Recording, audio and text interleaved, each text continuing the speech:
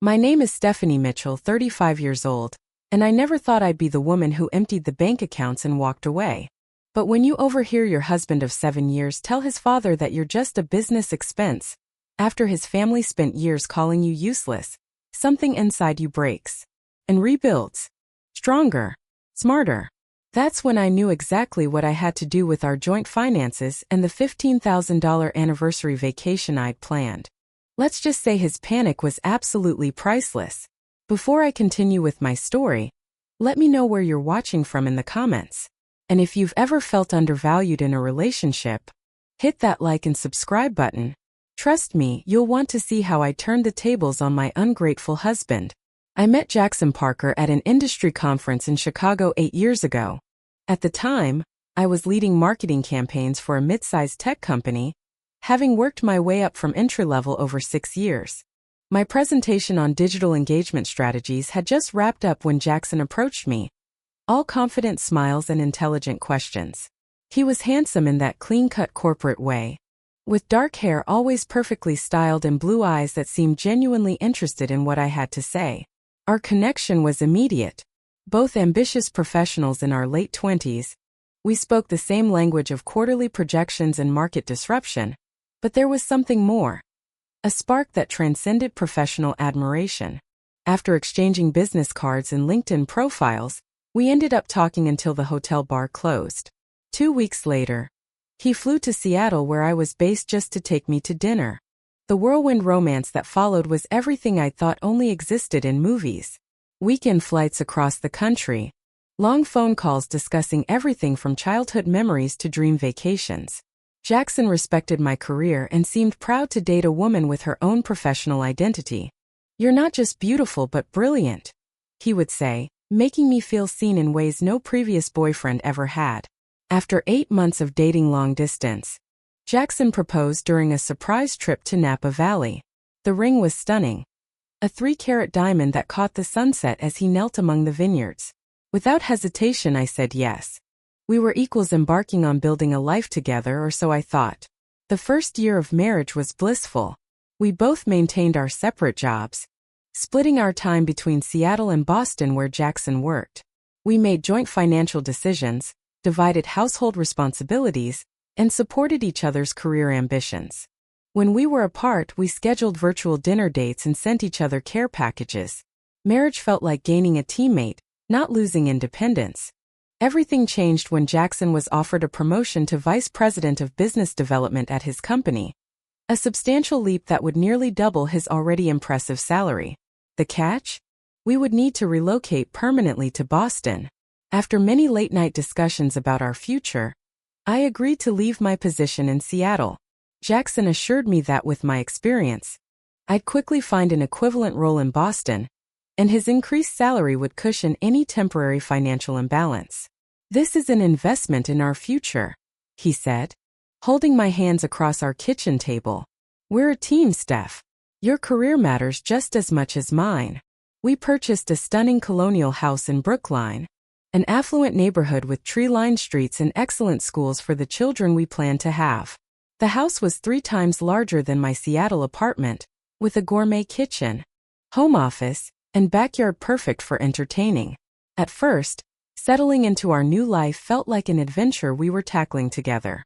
But subtle shifts began almost immediately. Jackson's new position demanded longer hours and frequent business dinners. His company's culture expected spouses to attend social functions, where I was introduced not as a marketing professional, but as Jackson's wife. When I mentioned job hunting, Jackson would say, "Take your time finding the perfect fit. We're financially comfortable." Then came the introductions to Jackson's family, the Parkers, old New England money with strong opinions about social status and appearances. His father Harold, a retired investment banker, would quiz me about my family background, barely concealing his disappointment that my father was a high school teacher and my mother a nurse. His mother Vivian, always impeccably dressed with pearls and perfect hair, would survey our home with critical eyes, subtly rearranging things when she thought I wasn't looking.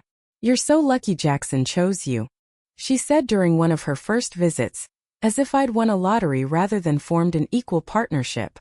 "Not many men in his position would marry someone from Your background. I tried maintaining my professional identity through freelance marketing projects, but Jackson subtly discouraged it. Why stress yourself with deadlines when you don't need to? He'd ask. Besides, I'd love coming home to a nice dinner instead of takeout. When I landed a project with a promising startup, Jackson barely acknowledged it, changing the subject to his company's recent acquisition.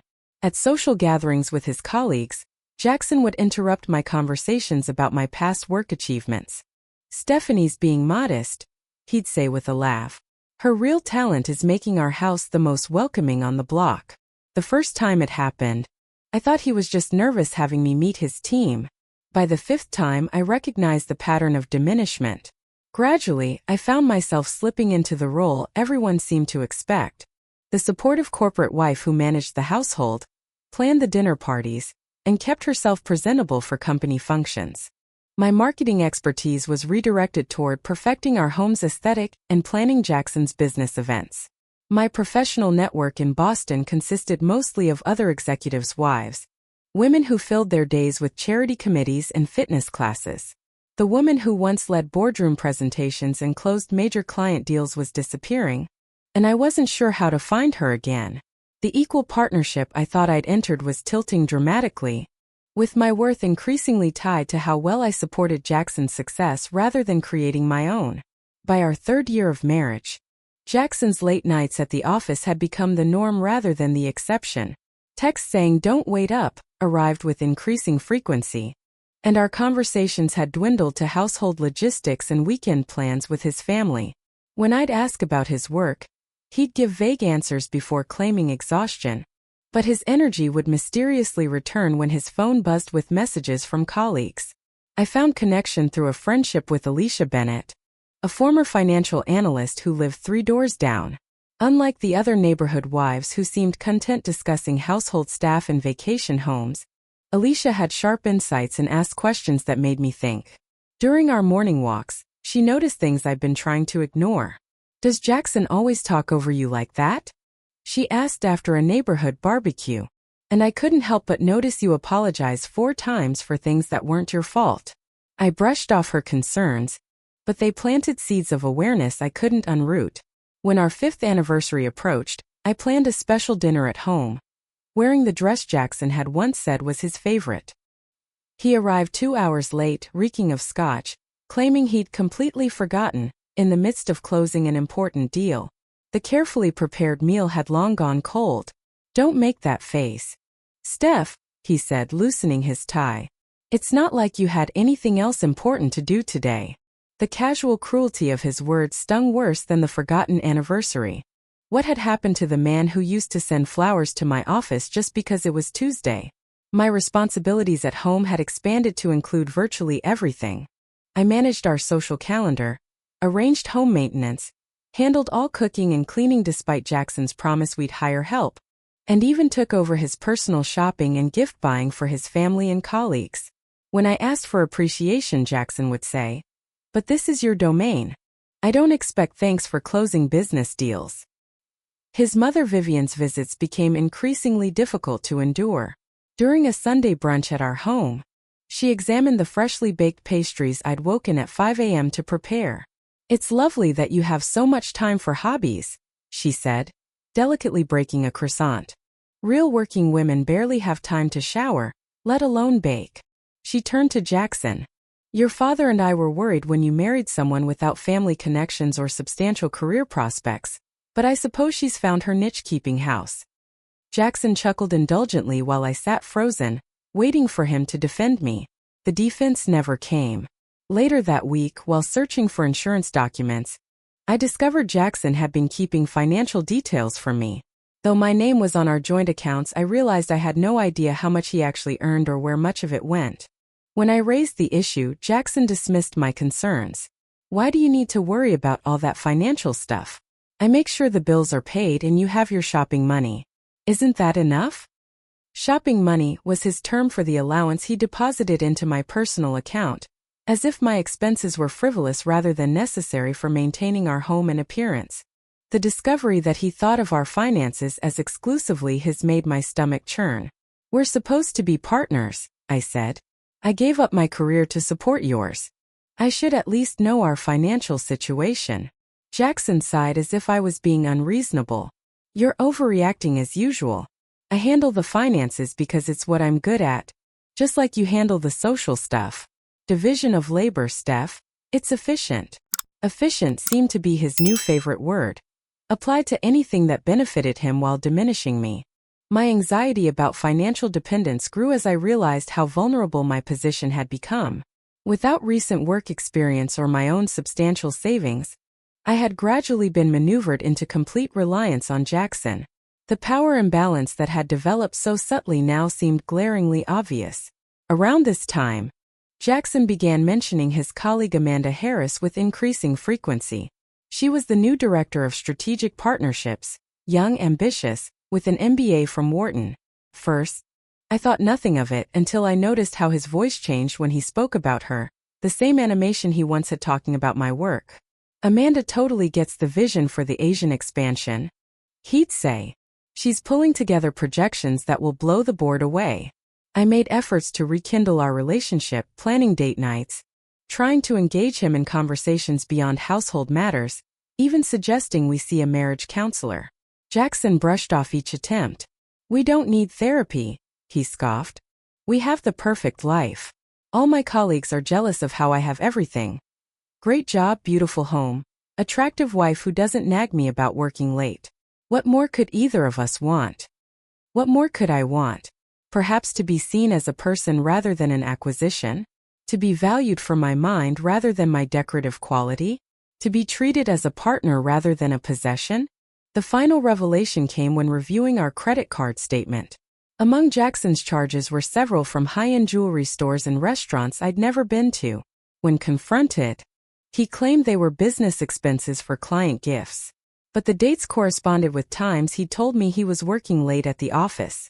The emerald bracelet charged to our card never appeared among my gifts, nor did the dinner for two at the exclusive restaurant where we'd had our first Boston date. The evidence mounted, but I still wasn't ready to face what it meant. Instead, I buried my suspicions and focused on being even more perfect, as if excellence in my assigned role might somehow restore the respect that had eroded between us. The dinner party was my idea, a strategic attempt to showcase my value to Jackson and his family. I spent 3 days preparing a 4-course meal featuring Harold's favorite beef Wellington and Vivian's preferred chocolate soufflé. The table settings were immaculate, with fresh flowers, polished silver, and the expensive crystal Vivian had given us as a wedding gift that had remained unused until now. Jackson's brother Kevin arrived first with his wife Diana, who immediately complimented the elegant table setting. "This must have taken you all day," she said with genuine appreciation. "What else would she do with her time?" Kevin laughed, accepting the scotch Jackson handed him. "That's the dream, isn't it? No alarm clocks, no performance reviews, just deciding between yoga class and lunch with the girls." I smiled tightly, thinking of the 12-hour day I just spent cooking and cleaning, while simultaneously coordinating the repair of our heating system and organizing Jackson's upcoming business trip to London. When Harold and Vivian arrived, Vivian immediately rearranged the flower centerpiece I'd carefully assembled. "Let me fix this for you, dear. Presentation is everything when you're entertaining at this level." Throughout the appetizer course, conversation revolved around Jackson's recent success, securing a major client. He detailed the negotiations while everyone listened attentively, occasionally glancing at me as if surprised by the quality of the food. "Jackson's absolutely killing it at work," Kevin said, raising his wine glass. "The Parker men know how to build empires while their women create beautiful homes. Perfect division of labor. Some women manage both," Diana said quietly, referencing her own work as a pediatrician. Kevin patted her hand condescendingly. "And you're exhausted all the time, honey. Wouldn't you rather have Stephanie's life? All the perks of Jackson's success without the stress." As I served the main course, Vivian sighed appreciatively at the perfectly cooked beef. "Well, I suppose being decorative but essentially useless in the real world does leave one with time to master domestic arts." I froze midway through setting down Harold's plate, waiting for Jackson to object to his mother calling me useless. Instead, he chuckled and topped off her wine glass. Mother's just jealous that Dad never gave her the life of leisure I provide for Stephanie, he said with a wink. Vivian sniffed. I contributed by raising successful children and managing charitable foundations. Hardly comparable to arranging flowers and attending spa days. The conversation continued around me as if I wasn't there, dissecting my life and worth while I served the food I'd spent days preparing. Something inside me detached. Watching the scene from above, for people diminishing my existence while eating the meal I created, in the home I maintained, wearing clothes I had selected and purchased for my husband. After serving dessert, I excused myself to retrieve coffee from the kitchen. Passing Jackson's home office, I noticed the door ajar, with his voice coming from inside. He must have slipped away during the transition between courses. Approaching quietly, I heard him speaking to his father, who had apparently followed him. Dad, don't worry about the Thompson contract. I've got it under control, Jackson was saying. Amanda's research was crucial. She's really proving her value to the team. And what about the expense reports showing all those dinners with her? Harold asked. Your mother noticed the charges. There was a pause before Jackson replied. Business development requires relationship building. Besides, keeping Stephanie happy is just a business expense too. The house, the allowance, the upcoming Bali trip. Small price for having everything running smoothly at home. Harold chuckled. True enough. Though between us, seems like a high cost for someone who doesn't contribute much. In my day, wives at least brought family connections or substantial dowries. Stephanie has her uses, Jackson replied. She's great with my clients' wives, runs the house perfectly, and never complains about my hours. The Bali trip will keep her occupied planning and shopping for another few months, worth every penny to maintain domestic tranquility, while I focus on what matters. I stood frozen, the coffee pot growing cold in my hands.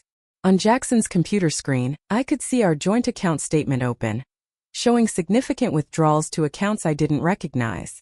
Next to it was his email, with a message from Amanda discussing our special dinner, and thanking him for the perfect gift. The perfect gift, likely the emerald bracelet that matched her eyes. Purchased on the credit card I monitored but had been too trusting to question forcefully. I must have made a sound because Jackson suddenly looked up. His expression shifted from surprise to annoyance at being caught. Stephanie, it's rude to eavesdrop, he said, closing his laptop. Is coffee ready? You think I'm a business expense? My voice was barely audible.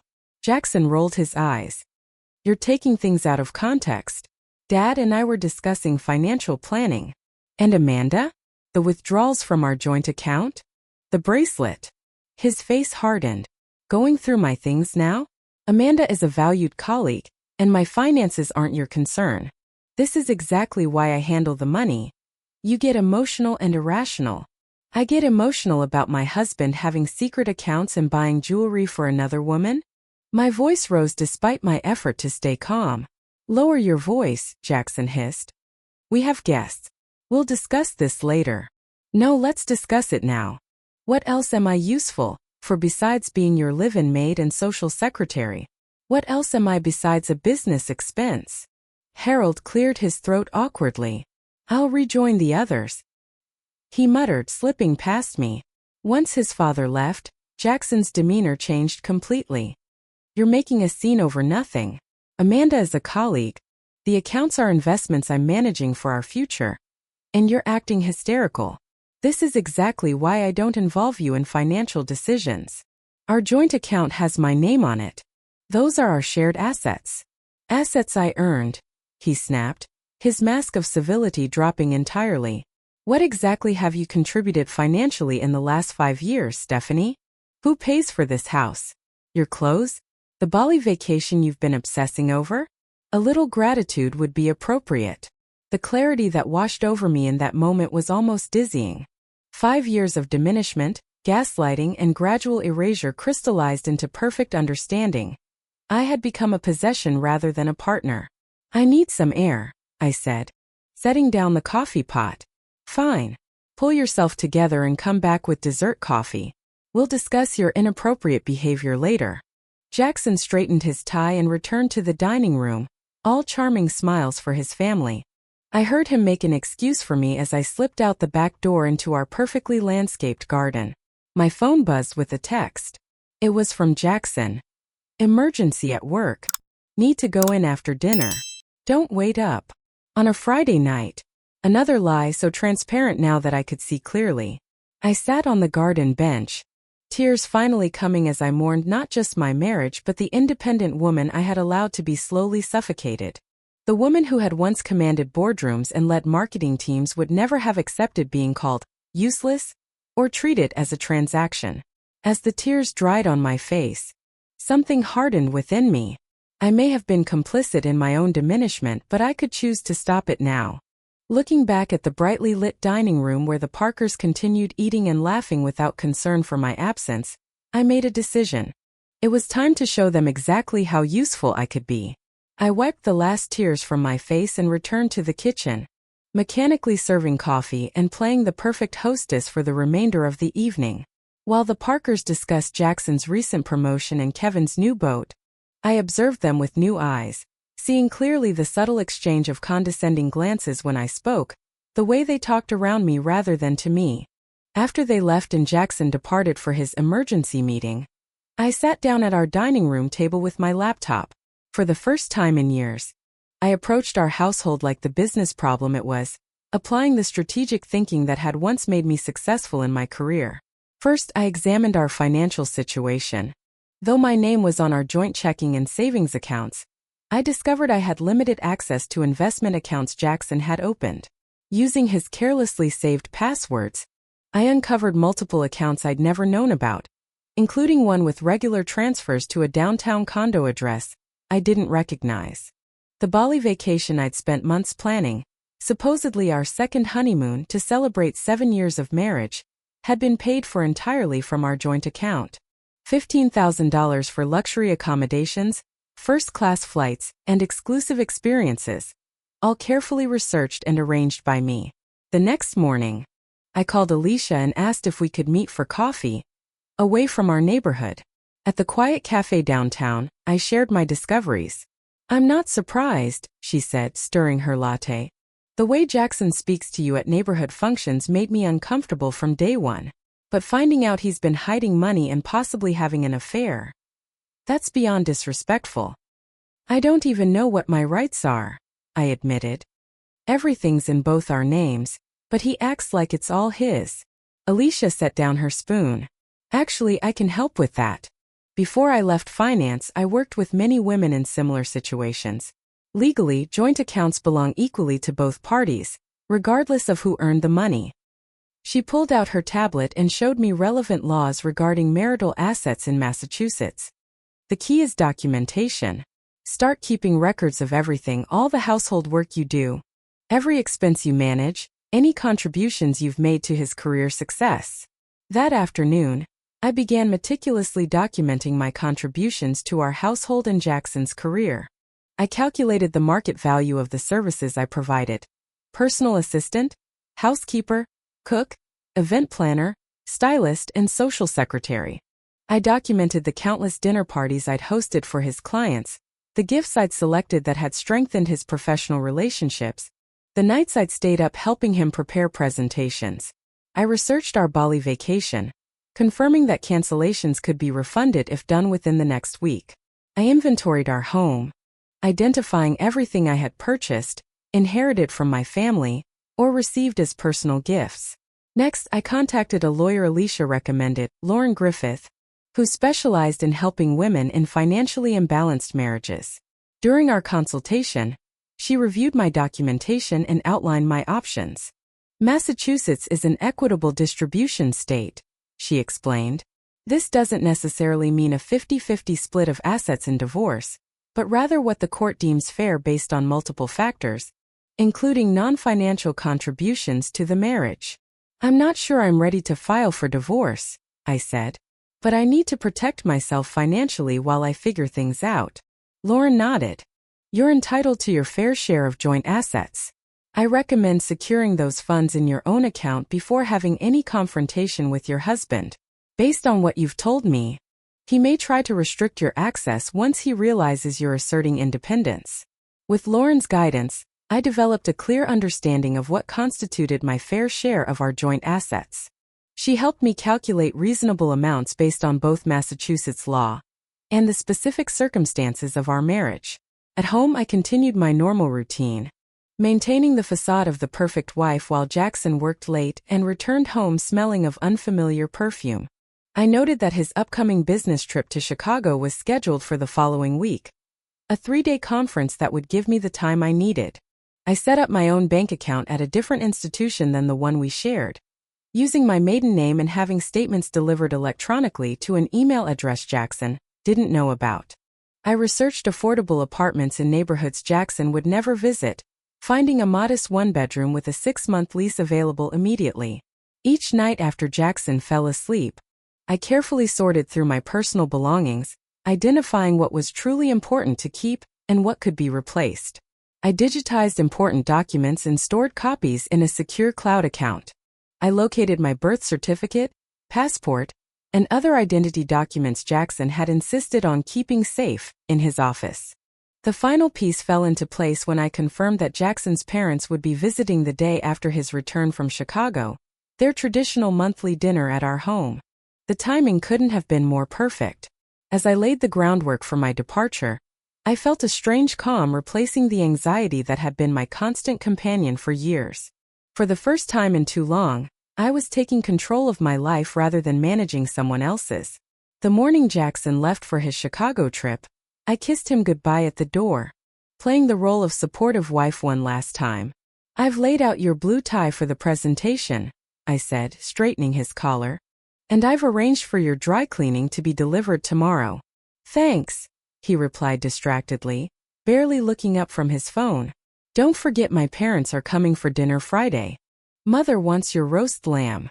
"I remember," I said with a smile that didn't reach my eyes. "Have a safe flight."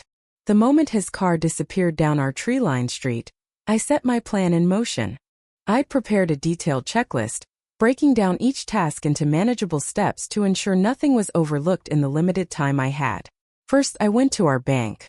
As a joint account holder, I had every legal right to make withdrawals, a fact the bank manager confirmed when I requested to transfer my fair share, exactly 50% of our joint checking and savings, to my new private account. "Are you sure you wouldn't prefer a cashier's check, Mrs. Parker?" the manager asked. "Electronic transfer is fine," I replied calmly. "And it's Miss Mitchell again, actually."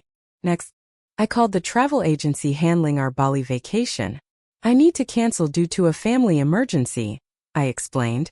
Since the reservation was in my name and had been arranged entirely by me, taking only what was undeniably mine: clothes, personal mementos, family heirlooms, and the jewelry I'd owned before marriage went into carefully labeled boxes. The expensive gifts Jackson had given me as apologies for forgotten anniversaries and missed dinners, the diamond bracelet after the holiday he spent working, the sapphire earrings following the weekend he disappeared to visit clients, I sold to a reputable jeweler downtown. Their value was considerable, and the transaction completely legal since they were gifts in my possession. I removed my name from all utilities and subscription services, canceling the housekeeping service that came twice weekly, the meal delivery program Jackson relied on for lunches, and the dry cleaning pickup he never bothered to manage himself. I unsubscribed from the concierge shopping service that selected his gifts for clients and the dog walking service for Baxter, our golden retriever who had always been more my companion than his. Throughout the process, I maintained meticulous records of every action, storing digital copies with my lawyer. Lauren had emphasized the importance of transparency. I wasn't hiding assets, merely securing what was legally mine while Jackson still had full access to his personal accounts and his half of our joint funds. On the second day, I rented a small moving truck and enlisted Alicia's help to transport my belongings to my new apartment.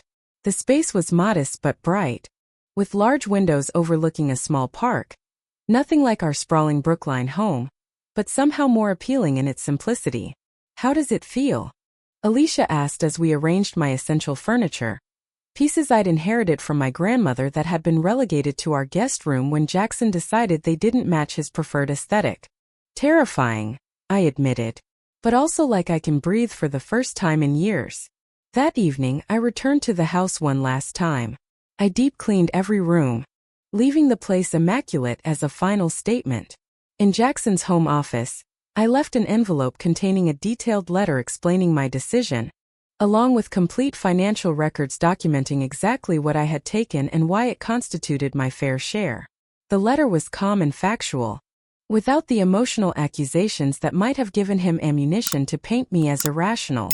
I outlined his betrayal, both the emotional affair with Amanda and the financial infidelity of hidden accounts. I detailed the years of diminishment I had endured from him and his family. Most importantly, I made it clear that this was not an impulsive action but a carefully considered response to systematic disrespect. I also left formal notification that I would be filing for divorce, with Lauren Griffith's contact information for his lawyer to use for all future communication. In the kitchen, I left a second note, this one intended for Vivian and Harold, who would arrive expecting dinner the following evening. Asterisk, I regret I won't be able to serve the roast lamb Vivian requested. Perhaps Jackson can demonstrate how valuable he truly is by preparing it himself. After all, someone so important surely can't be completely useless in the kitchen. Stephanie Mitchell, no longer the decorative but useless Mrs. Parker. Asterisk. With Baxter beside me, the adoption papers had always been in my name alone. I took one last look at the house that had been both my prison and my canvas. Then I locked the door, left my keys on the front mat, and walked away. At my new apartment, I turned off my phone to avoid the inevitable barrage when Jackson returned home the next day. I had given explicit instructions to Lauren to handle all communication, making it clear that I would not engage directly with Jackson or his family during the initial fallout. That night, in my new bed in my new life, I slept more peacefully than I had in years. Jackson's flight landed at 2:17 p.m. on Friday. I know this because my lawyer later shared the increasingly frantic timeline of his attempts to contact me, beginning with casual texts from the airport asking if I could pick him up instead of his taking a cab. By 3:45 p.m., when his cab pulled into our driveway, the messages had grown concerned. He'd been trying to call with no answer. At 4:12 p.m., the first furious voicemail arrived, his voice echoing through our empty foyer as he discovered the house meticulously clean but devoid of my presence. Stephanie, where the hell are you? And where's half our furniture? Call me immediately. The second voicemail came after he found my letter in his office. The controlled rage in his voice was chilling. You had no right to take that money. That's my money from my work. You've completely lost your mind. My lawyer will destroy you for this theft. Call me now. By the third voicemail, reality was beginning to penetrate his anger. The Bali trip is cancelled? Do you have any idea how this makes me look? My parents are arriving in 2 hours for dinner. What am I supposed to tell them? The stream of messages continued, shifting from threats to manipulation with remarkable speed. Baby, I know we've had some miscommunications. Whatever you think you heard, it's not what you think. Amanda is just a colleague. Please come home so we can talk about this like adults. By early evening, when Vivian and Harold arrived to find Jackson alone in an empty house with no dinner prepared, the messages turned to panic. My mother is absolutely livid. Dad's talking about calling the police for theft. Please, Stephanie, this is going to destroy my reputation if people find out. At least call me back. Alicia, who remained friends with several neighbors, provided me with second-hand reports of the chaos. Apparently, Vivian had been seen storming out of the house, declaring loudly that she knew that girl was trouble from the beginning. Harold had made several calls from his car, his face red with anger. Most satisfying was the report that Jackson had been spotted at the local grocery store, confusedly wandering the aisles with a handwritten list, attempting to buy ingredients for a dinner he had no idea how to prepare. Meanwhile, I began rebuilding my life with methodical focus. I updated my resume and LinkedIn profile, removing the 5-year gap by accurately listing my extensive event planning, budget management, and client relations work, simply changing from my husband's career to freelance consulting. I reached out to former colleagues, many of whom were delighted to hear from me and eager to provide references. On Monday morning, I interviewed for a marketing director position at a company that directly competed with Jackson's firm. My portfolio of past work, combined with my articulate explanation of my career path, impressed the hiring manager. By Friday, I had an offer with a salary that, while not equal to what Jackson made, provided me with complete financial independence. Lauren kept me updated on Jackson's increasingly desperate attempts to control the narrative. He had indeed consulted a lawyer, only to be informed that I had acted within my legal rights regarding joint accounts. His attempts to frame my actions as theft were quickly dismissed once my meticulous documentation was presented. His lawyer actually advised him to settle quickly, Lauren reported during our weekly call. You have a strong case for both financial support and division of assets given the length of the marriage and your contributions to his career. 2 weeks after my departure, Jackson's demeanor changed dramatically. The threats stopped, replaced by increasingly pathetic appeals. Stephanie, please, I miss you. The house is a disaster without you. I had to hire a cleaning service and they don't do things right. Can we please just talk? I didn't realize how much you did around here. I was on the phone with the electric company for an hour trying to figure out the bill. You always made everything look so easy. The manipulation was transparent now that I could see it clearly. Not once did he acknowledge treating me as less than an equal. Nor did he admit to his affair with Amanda, which was confirmed when Alicia reported seeing them arguing in the driveway of our former home. According to mutual connections, Amanda had quickly distanced herself when the financial scandal emerged.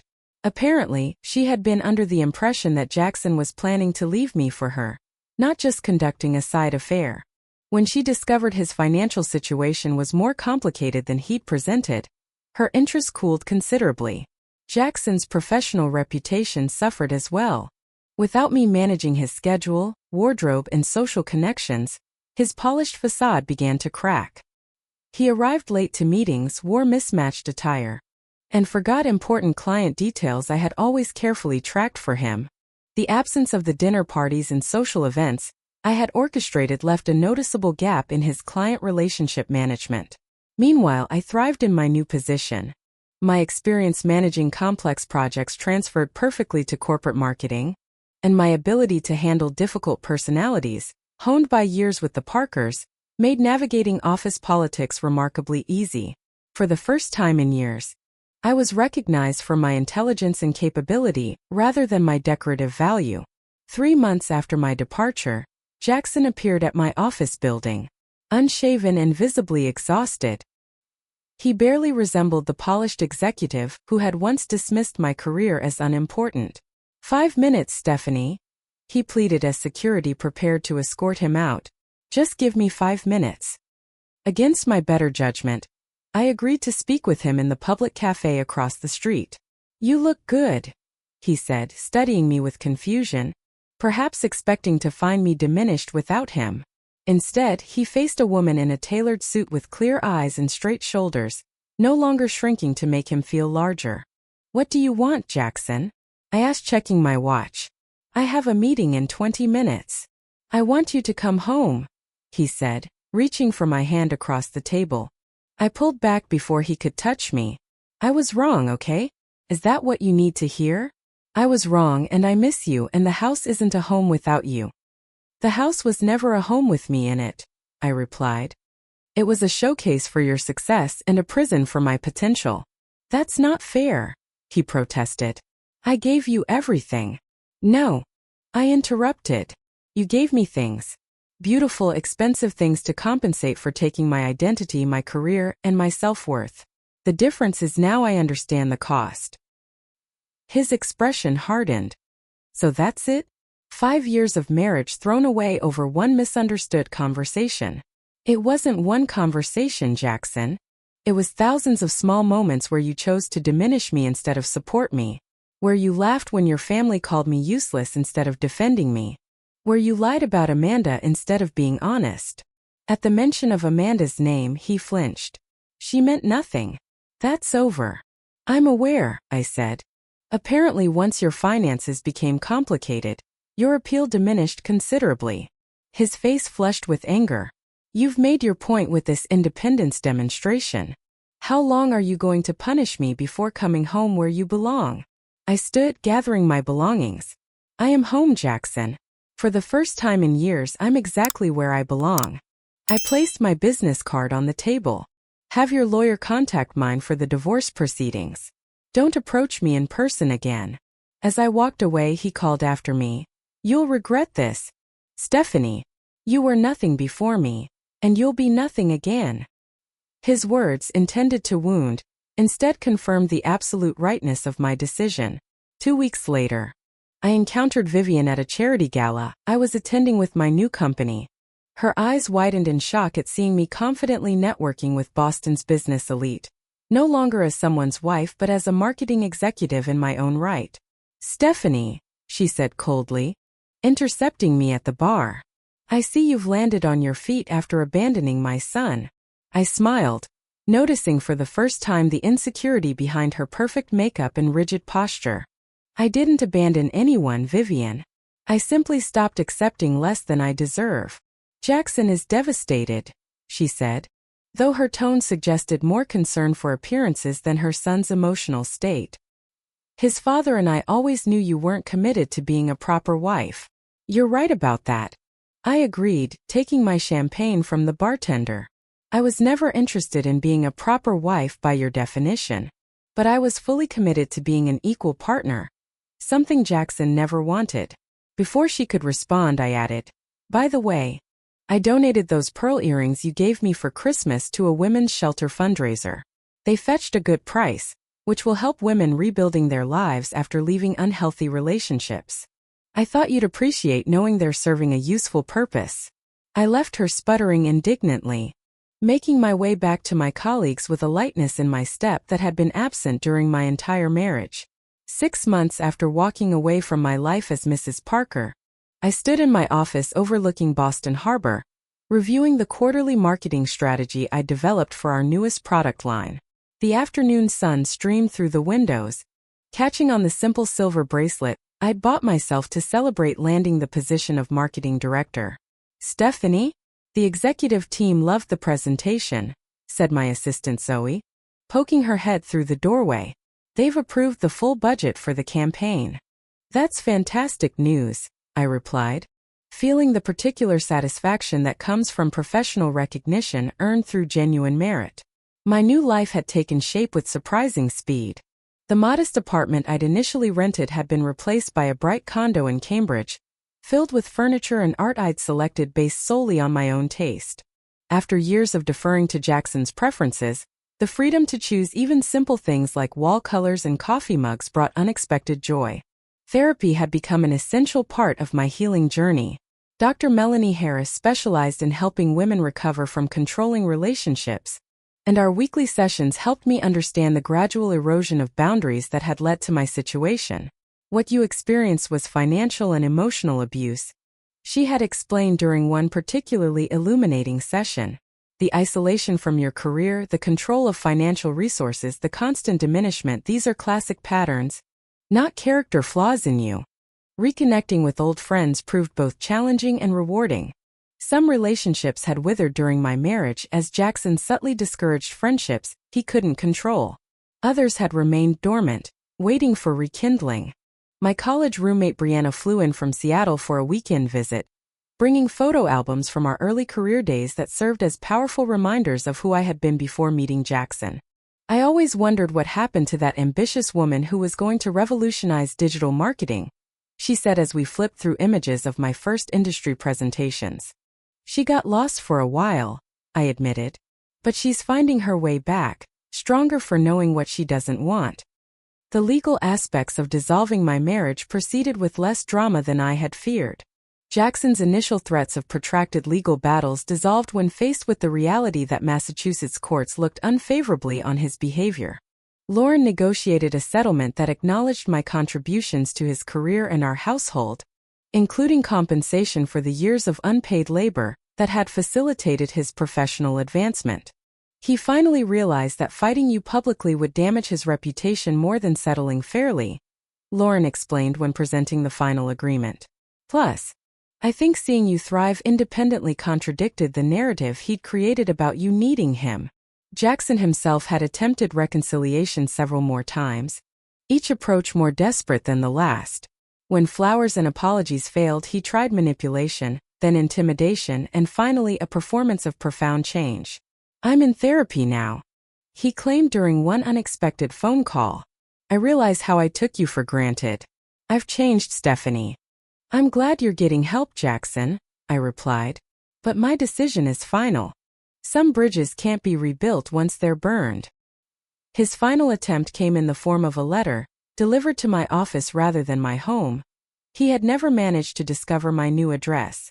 The contents were surprisingly reflective, acknowledging at least some of his mistreatment and expressing what seemed like genuine regret.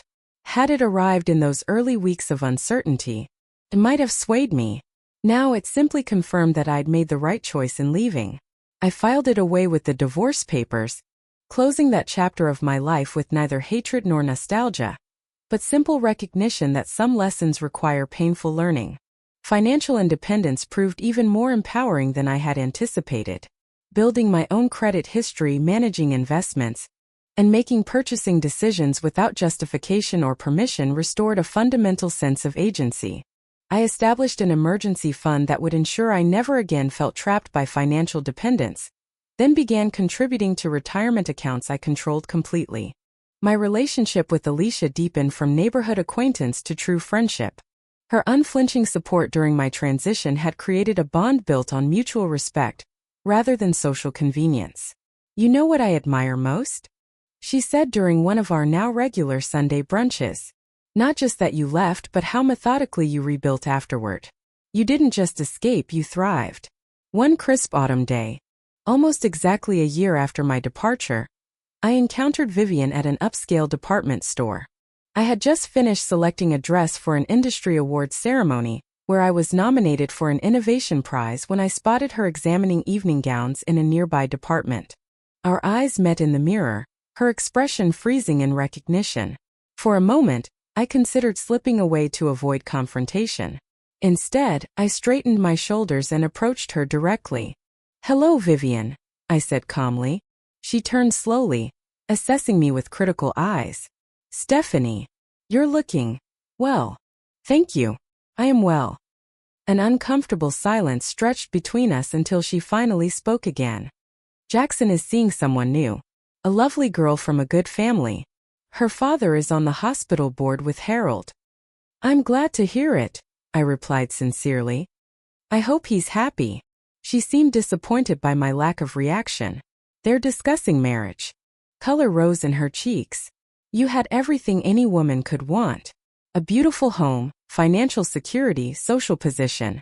Except respect," I interrupted gently. "The one thing money can't buy." She clutched her purse tighter. "You humiliated our family. Do you have any idea what people said when you left the way you did?" "I imagine they said many things. But what matters is what I say about myself now." I stepped closer, lowering my voice. "You know what's interesting, Vivian? When you called me useless, you actually gave me a gift. You forced me to examine exactly what I contributed and what I received in return. The math didn't add up." Her eyes widened slightly. "I hope Jackson's new relationship is different," I continued. "I hope he's learned that treating someone as property rather than a partner eventually leads to losing them altogether." As I turned to leave, she called after me. "He provided you with everything." I looked back one last time. "No, Vivian. He provided things. I provided everything else. The difference is now I provide for myself, including self-respect. It's priceless." Walking away from that encounter, I felt the final weight of my past life lift from my shoulders.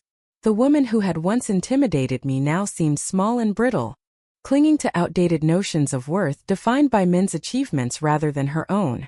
My friendship circle had expanded to include women from various backgrounds, professionals, creatives, entrepreneurs, all supporting each other's goals rather than competing for status. Our conversations revolved around ideas and ambitions rather than husbands' careers or household management.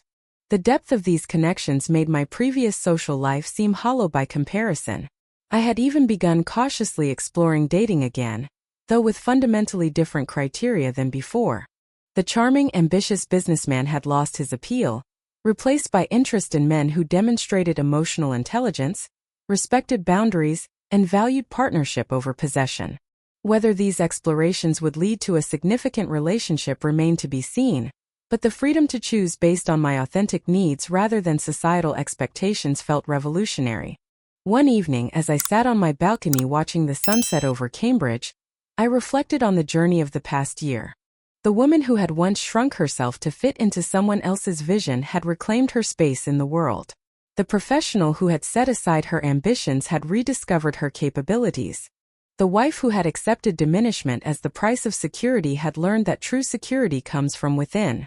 I opened my laptop to respond to an email about the upcoming marketing conference where I'd been invited to speak. Ironically, the same conference where I'd first met Jackson 8 years earlier. Life circles sometimes led back to familiar places, but with the wisdom to choose different paths forward. The most profound lesson of my journey wasn't about marriage or divorce, financial independence or professional success. It was the simple, powerful truth that our value isn't determined by others' assessment, but by our own recognition of what we deserve. No one can make you feel useless unless you surrender the authority to define your worth. So if you're watching this and feeling undervalued in your relationship or life situation, ask yourself, what would happen if you stopped accepting less than you deserve? What could you build if you redirected all the energy spent managing someone else's life into creating your own? The answer might surprise you. It certainly surprised me. Thank you for listening to my story. If it resonated with you, please hit that like button and subscribe to hear more journeys of transformation. Share this video with someone who might need to be reminded of their value. And leave a comment telling me about a time you reclaimed your power in a relationship that was diminishing you. Remember, recognizing your worth isn't selfish. It's the foundation of every healthy connection you'll ever build. Until next time, this is Stephanie Mitchell, reminding you that sometimes the most powerful word in the English language is simply enough.